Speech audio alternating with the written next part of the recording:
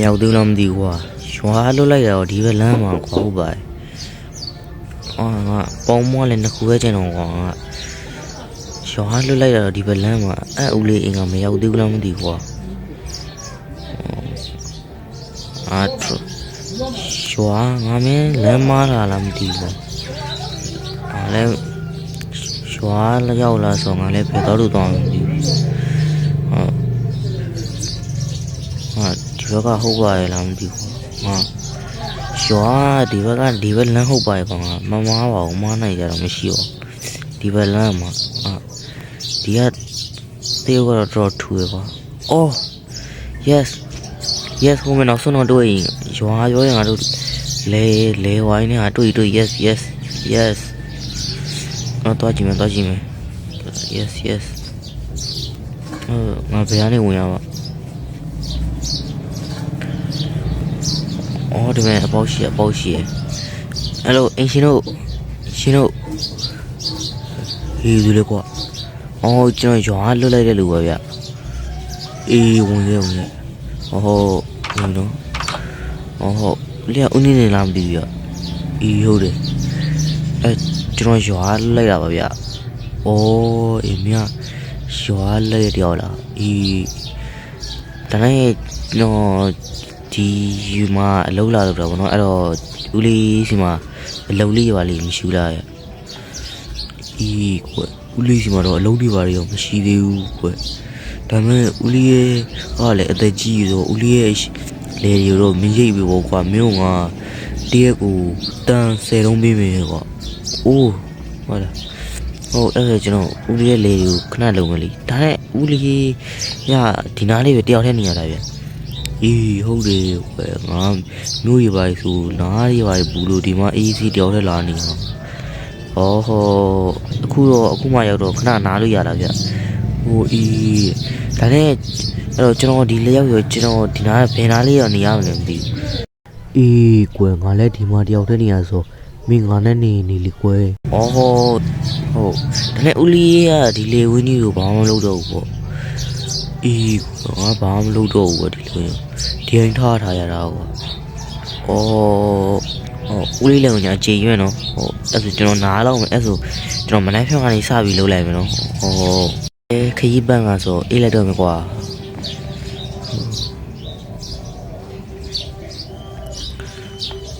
yes နောက်ဆုံးတော့လည်းအေးရောတော့ပဲဒီရှိရလိုက်တဲ့ကျွန်တော်ဒီ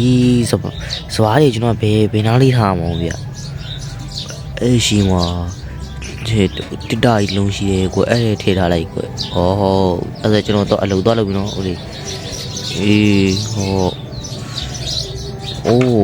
ငါဒီဟာတွေလုံးရုံနဲ့ငါတနေ့ကိုတန်10တကူရမယ်ဆိုရတာငါတော့ဟိုလောက်တာပဲဆို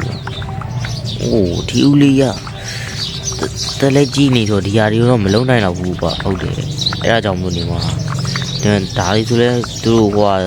စဘာတွေဆိုလဲသူတို့ဘွာလုံနေပြီဒီဦးလေးကအသက်ကြီးတော့ဘာမှမလုပ်နိုင်ဘူးအေးသူပြောတော့ဒီအရှိရဟိုရဲချခဲ့လို့ပြောရပဲအဲ့တော့ငါဒီငါလေတွေဖြစ်စည်းမိကုန်ပြီသူပြောတော့ဒီအရှိရဟိုရဲချခဲ့ငါလုံးပြပြန်ဆိုင်ပေးရမှာလေပေါ့ငါဒီချာမေးခဲ့လိုက်ရအောင်ဒါပေမဲ့ပြန်ဆိုင်ပေးခဲ့လိုက်ပါတော့သူအသက်ကြီးနေဆိုပြန်လဲမဆိုင်နိုင်တော့ဘူးနောက်ဆုံးပြီးတော့မှာပဲနောက်ဆုံးပြီးငါဒါဒီပုံးနဲ့ထည့်ထားမှာနေဟုတ်တယ်ဒီပုံးနဲ့ထည့်ထားခဲ့လိုက်မှာဒါရင်ထားရမယ် yes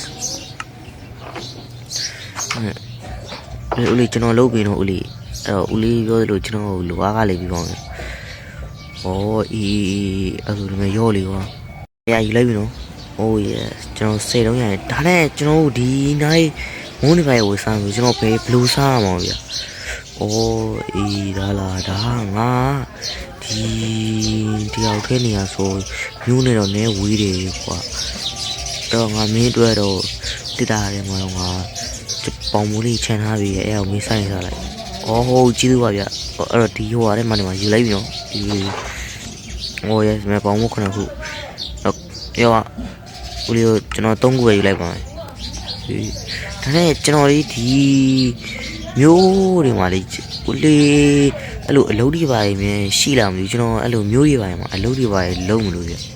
အော်အေးအဲ့ဒါဆိုရင်မြို့မှာငါတငယ်ချင်းတယောက်ရှိတယ်ကွာ तू ကမြို့မှာနေတာသူစီကိုမင်းအကူကြီးတောင်းရင်တောင်းကြည့်လိုက်လေနောက်ပြီးတော့ငါသူစီကို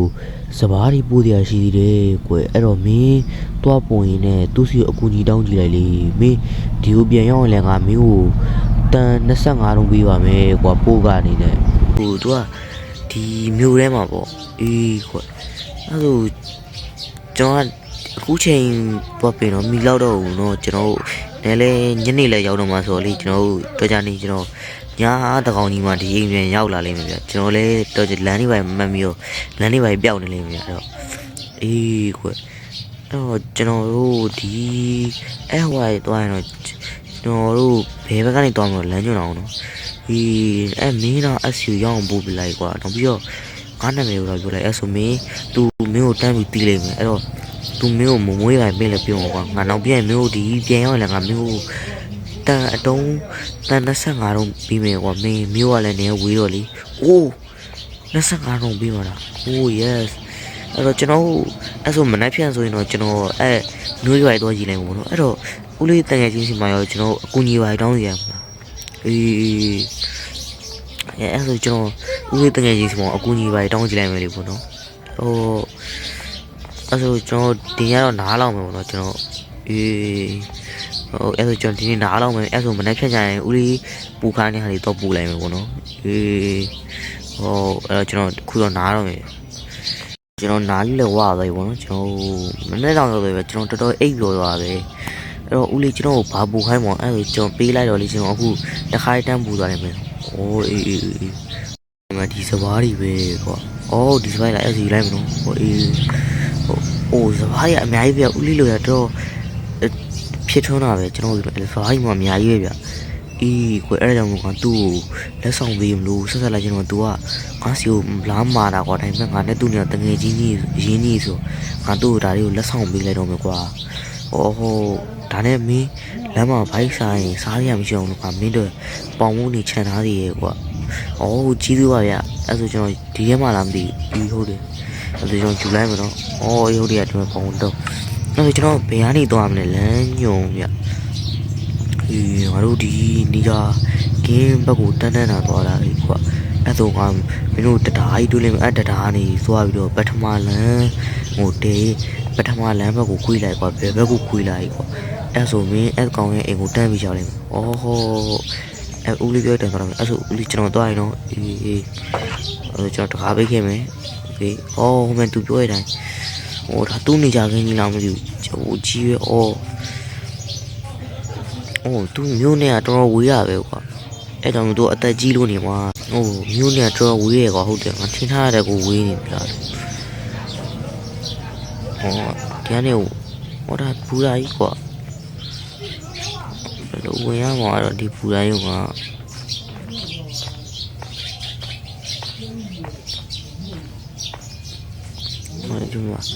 ဟောငါတော့တရားထင်တာမိမှာဒါတကယ်တော့ပူလာရုံကြီးကွာ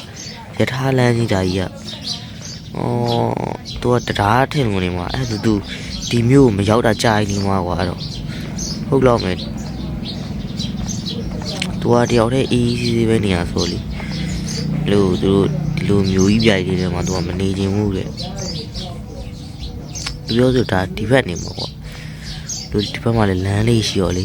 ခေါ်တော့တယ်အော်ဒီဘက်မှာအော်အေးဟုတ်တယ်ဒီဘက်ပထမလမ်းနဲ့ဒီလမ်းပြောရနေမှာသူပြောတာပထမလမ်းဆိုတော့အေးဒီဘက်ကွေးတော့မယ်ဘယ်ဘက်ကွေးတယ်ပထမလမ်းပြီးတော့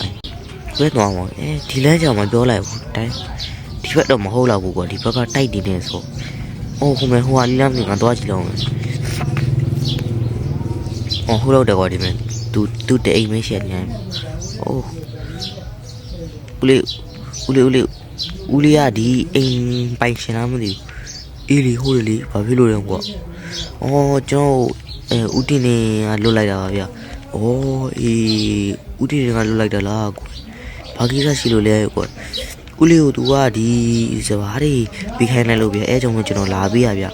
အော်အခုမှငါလည်းသတိရတယ်ငါသူ့စီစဘာမှားထားတာကွာအဲ့ဒါ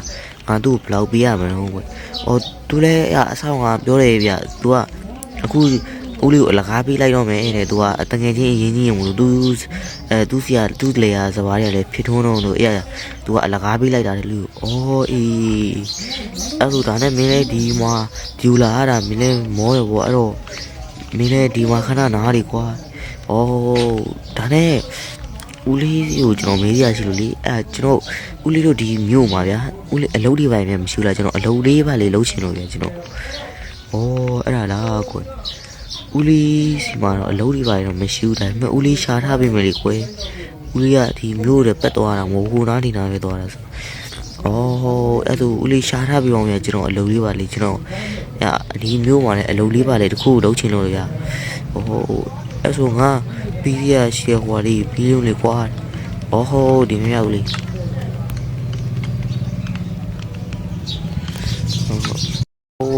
ကျွန်တော်ပေးလိုက်ပြီနော်ဆိုဒီအိမ်လေးကတော့ဦးလေးပိုင်တာပေါ့ဒီလေးဒီအိမ်လေးကတော့ငါပိုင်တာဒီမှာငါတယောက်တည်းနေရကွာအဲ့ဆိုဦးလေးကဒီမှာတယောက်တည်းနေရပေါ့ဒီတိုင်းလေတိုင်းလဲဟွာမလို့ဘူးနော်ဟိုဘက်မှာမြို့ရောက်တာကွဒီနေ့ဆိုလဲဦးလေးမနဲ့ဟာဦးလေးကဒီမှာကားတွေပါနေပါလားကွာငါဒါငါငယ်တုန်းကလေးကဝယ်ထားတဲ့ကားကြီးပါကွာအဲ့ကားတော့အခုတော့ဖုန်တက်နေကွာအဲ့တော့ဒါနဲ့ဦးလေးစီမှာလဲအလုပ်လေးပါလေမရှိဘူးလားကျွန်တော်အလုပ်လေးပါလေလုပ်ရှင်တော့ကွအဲ့ဆိုရင်တော့ငါစီမှာအလုပ်လေးပါလေရှိတာဆိုမြို့ကဒီငါရဲ့ကားကိုလည်းဖုန်တုပ်ပြီကွာဖုန်တွေပါတက်နေတော့ဖုန်တွေပါတုပ်ပြီအဲ့ကားရဲ့လေဘီးမစိုက်ထားတဲ့ဟာလေးလည်းရှိပြီကွာအဲ့ဒါဆိုငါမျိုးတရက်ကိုအဲ့လိုမင်းလုပ်တဲ့အခါကျရင်တန်9000စီပေးမယ်ကွာမျိုးတန်9000ကရမှာဟုတ်ကျွန်တော်ဒီကားကိုလည်းရည်စီရမှာနော်ကျွန်တော်ဒီဘက်ကဟာလေးကိုလောမှာဒါနဲ့ခဏဘယ်အခုကပြန်တော့မလားကွယ်မင်းကျွန်တော်အခုကမပြန်သေးဘူးတဲ့ကျွန်တော်ဦးလေးမှာခဏလောက်တဲမလားလို့ဗျစိတ်ကြိုက်တာတဲကွယ်ဦးလေးကလည်းဒီမတယောက်ထဲနေရဆိုတော့အဲ့ဆိုလေဦးလေးဒီအိမ်လေးကိုနေရဘယ်လောက်ရှိအောင်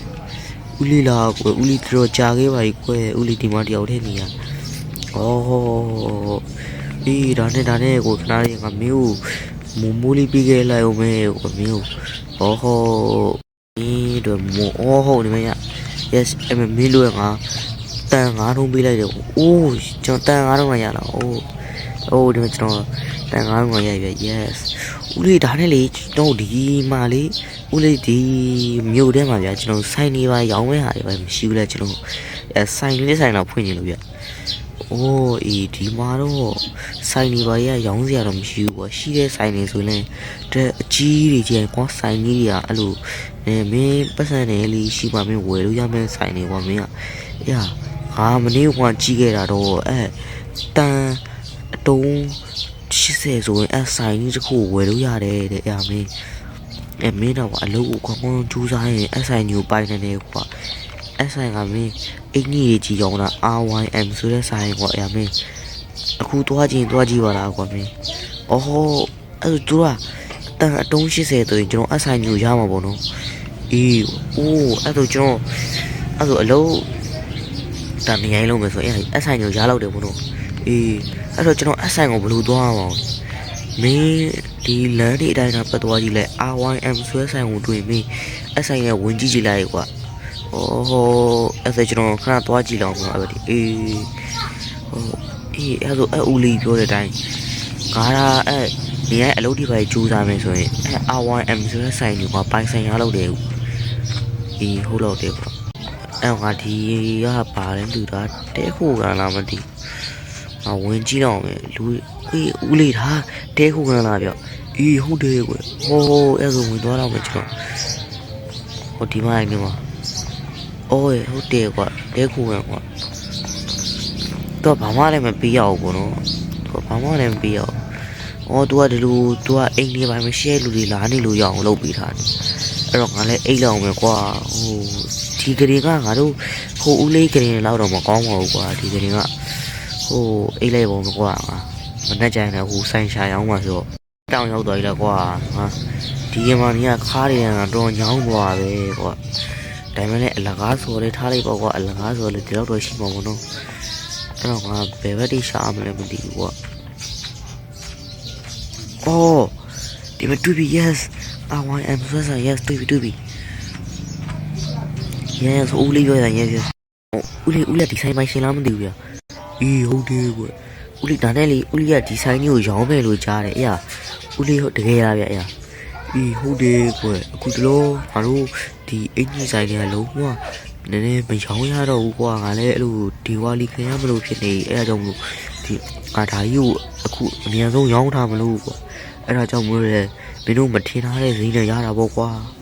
ဟိုကတော့ကျွန်တော်တို့ဒီဆိုင်အကြီးကိုမှာတန်80တော့တော်လေးတန်တယ်ပေါ့နော်အေးကွယ်အဲ့ဒါကြောင့်မလို့မင်းကဒါနဲ့ဘာလို့မလုပ်တော့ကွယ်ကျွန်တော်လည်းဒါနဲ့ပတ်စံစုပြီးဒီဆိုင်ကြီးဝယ်မလားလို့ပါခွေးရအဲ့ဒါကြောင့်မလို့ကျွန်တော်ဒီကလာမင်းကြီးရဗျ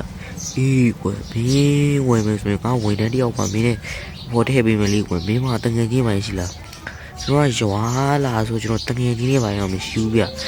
အေးအဲ့တော့မင်းဒီဆိုင်ကြီးတော့တယောက်တည်းပဲဟွာလုပ်ပါမလဲအဲ့တော့မင်းဒီဟိုငါဝင်တဲ့တယောက်ကိုထားပေးမယ်လေ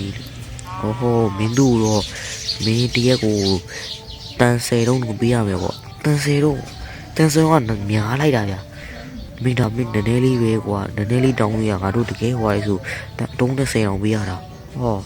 အဲ့တော့ကျွန်တော်တော်များတယ်အဲ့တော့ကျွန်တော်ဒီဆိုင်ထဲကိုခဏပတ်ကြည့်ရရလားဗျအေးရအဲ့ဒါကျွန်တော်ပတ်ကြည့်မယ်နော်အိုးကျွန်တော်တို့စီမှာအင်းကြီးကတော်ဆုံးတာပဲကွာဒီမှာကြည့်တော့အော်အေးဟုတ်တယ်ကွာအင်းကြီးကတော်ဆုံးတာပဲအိုးအင်းကြီးကတော်ဆုံးတော့တို့စီမှာဟောဒီပုံမှာရောထိုင်ကြနေရရောရှိโอเคအိုးဦးလေးဆိုင်ကတော်လေးကိုမိုက်တယ်ဗျဟောအေးကြည့်သူပါကွယ်ဒါနဲ့လေအဲ့လိုဦးလေးဆိုင်ဒီလောက်မိုက်တော့ဘာလို့ဝယ်ရဲလို့မရှိကြရလဲပေါ့ဦးလေးဆိုင်ကနာမည်ကြီးတော့ဝယ်ချင်တဲ့လူရများတယ်ဦးလေးဆိုင်ကဝယ်လိုက်တဲ့အင်ကြီးတွေပါဆိုတော့တော်လေးပေါက်တယ်ကွဦးလေးအင်ကြီးတွေကနောက်ကြတော့ဟိုကမလုပ်တော့ဘူးကွတဲ့ခင်မစားတော့ဘူးကွဦးလေးတို့သူများတွေကဦးလေးတို့ဆိုင်ကအင်ကြီးမဝတ်ကြတော့ဘူးကွအဲ့ဒါကြောင့်မလို့ဦးလေးတို့ကဒီဆိုင်ကြီးကိုအမြန်ဆုံးရောင်းနေတာကွဒါပေမဲ့ဒီဆိုင်ကနည်းနည်းနာမည်ကြီးတော့ဆိုဝယ်ကြတဲ့လူတွေလည်းမရှိကြဘူးကွအော်အဲ့လိုကျွန်တော်ဒီဟာကြီးကိုလာဝယ်လို့ရမှာအေးမပဲချင်းစုလာဝယ်လို့ရပါတယ်ကွာအေးတော့ကျွန်တော်ပတ်စံစုပြီးဒီဆိုင်ကြီးကိုကျွန်တော်မရရအောင်လာဝယ်နေအဲ့ဆိုဦးလေးကျွန်တော်ရောင်းတော့ဟောအေးကွအဲ့ဆိုကျွန်တော်ဦးလေးကျွန်တော်တွားလာအောင်ပဲဗျအေး yes ငါတော့ဆုံးတော့သူ့ကိုလည်းပြောပြီးသွားပြီဆိုတော့ပတ်စံစုပဲကျန်တော့ကွာ yes ပတ်စံစုတဲ့ငါဝယ်မယ်ပတ်စံစုရင်ငါဒီဟိုအင်ဂျူရောင်းဝယ်အိမ်တော်ဖြစ်နေငါဒီဆိုင်ကိုရောင်းဝယ်မယ် yes တော့ငါဟိုဦးလေးဟိုဦးလေးအရှင်ကမြင်ရမယ်ကွာငါရောက်ပြီပဲငါညနေတောင်ရောက်တော့မှာပဲဟိုဦးလေးလည်းငါစိတ်ပူနေဦးပေါ့ငါတွားပြီးမေးကြည့်တော့ဟိုဦးလေးကျွန်တော်ပြန်ရောက်ပြီနော်အေးကွာမင်းငါစိတ်ပူတာဝယ်မင်းတော်ကြတယ်မင်းအဆိုင်ဝင်သွားကြည့်ရမင်းလမ်းမင်းပြောက်နေမလားလို့ဟုတ်တယ်ကျွန်တော်လမ်းထဲပြောက်လာနေအဲ့သူတို့ဒီအပြာရောင်ကြီးနဲ့စောက်ထားတဲ့ဟာကြီးစီမှာကျွန်တော်ဝင်နေလိုက်တယ်အပြာရောင်ကြီးနဲ့စောက်ထားတယ်ငါတို့စီမှာအဲ့လိုဟာမရှိဘူးနော်မဟုတ်ကျွန်တော်ဘာလဲမသိဘူးကေရောပါတယ်အေးဟာအဆိုင်ကြီးမှာကျွန်တော်ဝင်အိတ်ခဲ့ရဗျဟိုမင်းပြောတာအိမ်ကြီးပိုင်းမရှဲလို့ရအလကားလာနေလို့ရအောင်လုပ်ပြီးထားတဲ့အိမ်ကြီးကိုပြောရနေမှာကွယ်ဟုတ်တယ်အိမ်ကြီးကဂရင်းနေပါရတော့တိတ်မကောင်းတော့ဘူးပေါ့ကွယ်ဟုတ်တယ်ဦးလေးတို့ဂရင်းတော့မကောင်းဘူးကျွန်တော်တို့ဟိုဦးလေးတငယ်ချင်းအိမ်ကဂရင်းတော့မကောင်းဘူးဂရင်းကဆုပ်ပြန်တာပဲဗျအေးသူတို့လည်းဒီတိုင်းလူတွေနေလို့ရအောင်ဆိုဒီတိုင်းလေးပဲလုပ်ပြီးထားနေမှာပါကွယ်ဒါနဲ့မင်းငါပြောသလိုဈေးပိုင်းမီးခဲ့တယ်မလားကွယ်ဟုတ်မီးခဲ့တယ်ဗျသူက80တဲ့တန်တုံး80တဲ့ကျွန်တော်တန်တုံး80ရောက်ခဲ့ပြီးအဆိုင်ကိုသွားဝင်ပါဗျအေးအခုတော့မင်းနားလောက်အောင်ပေါ့ကွယ်မင်းညာလေးရောက်နေဆိုဟုတ်အဲ့ဆိုကျွန်တော်နားလောက်မယ်တော့ဦးလေးအေးဟိုဒီအိမ်နေမှာပေါ့မဟုတ်လားဒီအိမ်နေမှာနားလောက်ပေါ့အဲ့ဆိုရောင်းလိုက်တာကွာဒီဦးလေးအိမ်ကဂရင်းမရှိဘူးလားမသိဘူးကွာရောင်းလိုက်တာဦးလေးကိုသွားမေးကြည့်အောင်ပါငါအေးတာအိတ်လိုက်တယ်အေးမွားတယ်ဦးလေးအိမ်ကဂရင်းမရှိသလိုပဲနော်အော်အဲ့ဒါလားမင်းဟိုငါပြောတာ ဖြူအောင်တဲ့အိမ်လေးကွာမင်းကဘယ်ဒီတော့အိမ်နာတော့ကွာဟာကျွန်တော်မသိဘူးလေဗျာဦးလေးအနောက်ကအိမ်တင်းလို့ကျွန်တော်ဝင်အိတ်လိုက်တာအိတ်ရမရှိရတဲ့တိုင်းကျွန်တော်ကြမ်းမြုံအိတ်လိုက်ရတာဩမင်းနေတော့ကွယ်ဩအဲ့တော့ကျွန်တော်နောက်ခါကျရင်ဟိုအိမ်ဖြူရဲသွားအိတ်လိုက်မယ်နော်အေးအဲ့တော့ကျွန်တော်ဒီဦးလေးဒီဟိုကားလေးပိုင်းတော့ရင်လည်းကျွန်တော်ငါတော့အတန်ငါတော့ရအောင်ပါမလားအေးကွယ်ဟိုကျွန်တော်ဒီနေ့လှုပ်လိုက်မယ်ပေါ့နော်ကျွန်တော်ပတ်လဲသွားပြရှိသေးတယ်ဗျအေးမင်းအဆင်ပြေတဲ့အချိန်မှလှုပ်ပါကွာဟိုတန်နေနောက်ခါကျရင်တန်အတုံး80စုပြီးတော့အဆိုင်မျိုးသွားဝင်မယ်ကွာ yes ငါအဲ့တော့တန်အတုံး80ရအောင်ကြိုးစားစားနဲ့စူးရအောင်မယ်ကွာ yes အခုကတော့ကျွန်တော် role play ကစားပါတော့ကျွန်တော်အခုမှ role play စရိုက်တာဆိုတော့ကျွန်တော်အမားကြီးပါခိုင်းလေခွင့်လို့ပါဘောနော်အဲ့တော့ကျွန်တော်ဗီဒီယိုတိုင်းနေတတ်တဲ့ဆိုရင်တော့ကျွန်တော် channel လို့ like subscribe လုပ်ပေးကြပါဦးဗျကျွန်တော် role play ကအခုမှစလို့ရဆိုတော့ကျွန်တော်အမားကြီးပါရင်တော့ပါအောင်ပါနိုင်တယ်ပေါ့နော်အဲ့တော့အမားကြီးပိုင်းလည်းကျွန်တော်ခွင့်လို့ပေးကြပါပေါ့နော်အဲ့တော့ကျွန်တော်ရဲ့ဗီဒီယိုကိုတိုင်းနေတတ်တဲ့ဆိုရင်တော့ကျွန်တော်တဲလေး like လေးပြီးကျွန်တော် channel ကို subscribe လုပ်ပေးကြပါဦးပေါ့နော်ကျွန်တော်ဒီလေးကိုဗီဒီယိုပြောကျွန်တော်တော်တော်လေးလေးစဉ်းစားလိုက်ရတယ်ဗျအဲကျွန်တော်လေးဘယ်လိုဘာတွေလုပ်မယ်ဆိုကျွန်တော်တော်တော်လေးလေးစဉ်းစားလိုက်ရတယ်အဲ့တော့ကျွန်တော်နောက်ထပ်လည်းကျွန်တော် role play ဒီရရဲ့အပိုင်းဇက်တွေထပ်လာမယ်ပေါ့နော်အဲ့ဒါလည်းကျွန်တော်အားပေးကြပါအောင်လို့အဲ့တော့ကျွန်တော်ဒီနေ့ view လေးကိုဆုံးဖြတ်ကြည့်ကြလူတယောက်ချင်းတော့ကျွန်တော်ကျေးဇူးအထူးတင်ရှိပါဗျကျွန်တော် channel လေး like subscribe လုပ်ပေးကြပါဦးဗျနောက် view မှာပြန်နေကြပါ bye